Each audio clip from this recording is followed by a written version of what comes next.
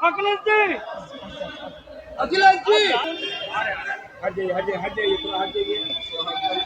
SIR को लेकर पश्चिम बंगाल जिस तरह से कमेंट किया, अब मुख्यमंत्री ममता बनर्जी बोल रही है ये प्रेशर में डाल रहे, लोग सुसाइड कर रहे हैं पश्चिम बंगाल के लोग, क्या कहेंगे?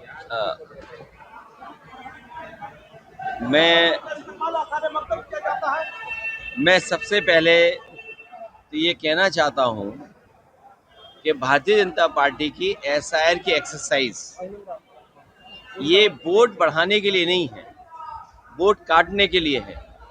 और जो कॉन्स्टिट्यूशनल बॉडी इलेक्शन कमीशन है उससे हमेशा ये उम्मीद की जाती है कि वो निष्पक्ष होकर काम करे, जहाँ कहीं शिकायत हो उन शिकायतों को दूर करें।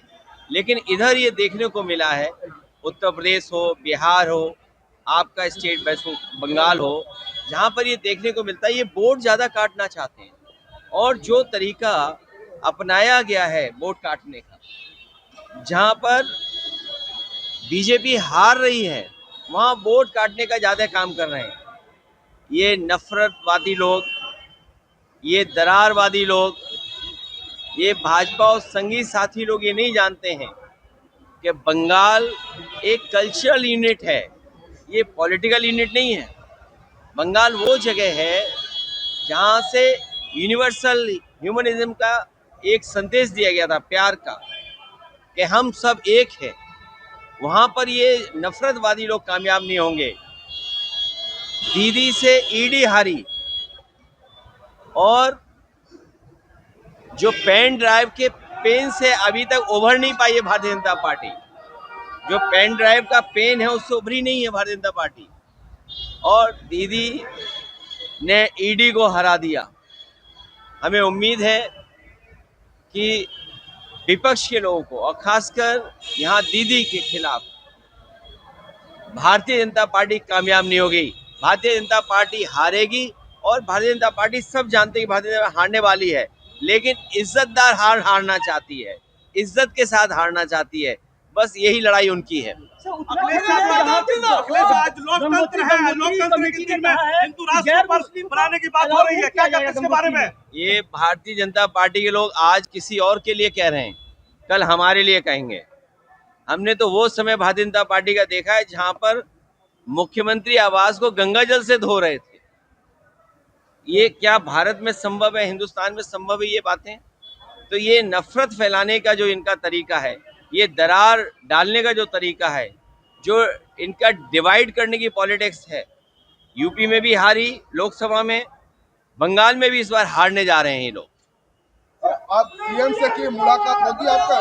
मुलाकात होगी। और सर एक बात बता रहे हैं, अभिषेक बनर्जी जो दिन प्रतिदिन रैली कर रहे हैं, जो नजदीक है विधानसभा चुनाव में, क्या सोच रहे हैं कि बंगाल का बंगाल में बीजेपी बहुत बड़ी हार हारने जा रही है। ये नफरतवादी लोग हारेंगे, ये जो बांटने वाली राजनीति करते हैं वो हारने जा रहे हैं। यूपी में करोड़ों लोग का नाम काट दिया गया, जिसमें से समाजवादी के लोग ज्यादा कर रहे हैं, इसके बारे में क्या? ये जो बंगाल में कर रहे हैं उससे ज्यादा यूपी में कर रहे हैं।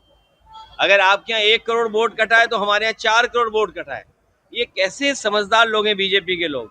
ये अपने आप को कहते हैं कि हम टेक्नोलॉजी को समझते हैं, हम डिजिटल इंडिया बनाना चाहते हैं, लेकिन इनके ऐप में न जाने कितने संशोधन हुए हैं। इनको इनका ही ऐप इनको समझ में नहीं आ रहा है। और कभी मैपिंग, कभी अनमैपिंग। पहले मैपिंग किया तो इतने लोग वोट में आ गए, 1 करोड़ हमारे, फिर अनमैपिंग कर दिया 1 करोड़ वोट। आखिरकार इनको टेक्निकल सपोर्ट कौन दे रहा है? कहीं ऐसा तो नहीं बीजेपी को और इलेक्शन कमीशन को वही लोग टेक्निकल सपोर्ट दे रहे हो जिन्होंने इन्हें कभी इलेक्ट्रोल बॉन्ड दिए हो चंदे के नाम पर। शंकराचार्य का जिस तरीके से माघ मेले में अपमान हुआ, क्या कहते हैं?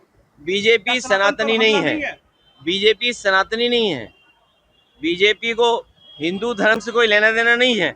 आप बताइए, शंकराचार्य हमारे सबसे बड़े पूजनीय, सबसे सम्मानित, सबसे बड़ी ऊंची प्रतिष्ठा में बैठने वाले लोग, उनके साथ व्यवहार पुलिस ने क्या किया? उनका रथ पुलिस ने धक्का मारा। उनके जो सेवाकार हैं, साथ जो चलते हैं, उनके कितना अपमानित किया इन बीजेपी के लोगों ने। और किस लिए? क्योंकि बीजेपी हर चीज अपने हिसाब से चलाना चाहती है। लेकिन शंकराचार्य के साथ जो व्यवहार हुआ है, इससे पूरा देश दुखी है। पूरा देश देख रहा है भारतीय जनता पार्टी को कि भारतीय जनता पार्टी का व्यवहार कैसा होता है। जैसा मुस्लिम भाइयों के साथ व्यवहार है, वैसा ही आज शंकराचार्य जी के साथ व्यवहार भारतीय जनता पार्टी ने किया है। शंकर आचार्य